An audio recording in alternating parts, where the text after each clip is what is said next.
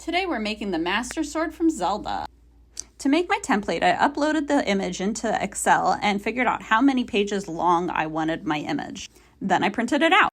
Once I had my template all put together, I began tracing it onto some prop foam. I traced the sword 3 times so that the center layer will hold a fiberglass rod.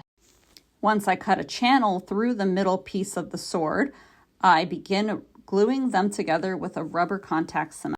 Before I can enclose my sword, I need to cut down my fiberglass rod with my Sawzall. Then I apply the rubber contact cement to the outer side and connect them.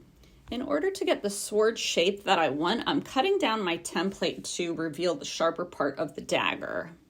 This is going to help me get the right angle for the tip of my sword. Once I trim it down with my Exacto knife, I start buffering it out with my palm sander. I can then go in to do fine details with my Dremel. Once I'm happy with the shapes I have, I go in with a fine grit sandpaper and just buff everything out. To get those fine details on the hilt of my sword, I'm using my Exacto knife and a heat gun. Lastly, I add some more detail with my Dremel and then add a ribbon to the handle. Now that I'm ready to start painting, I coat the entire sword in a white plasticine and let that dry.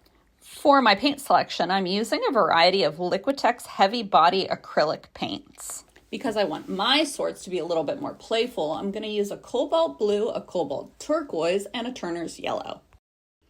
For these swords, I don't need to incorporate any use, depth, or wear, so I'm just doing one flat paint job throughout the entire swords.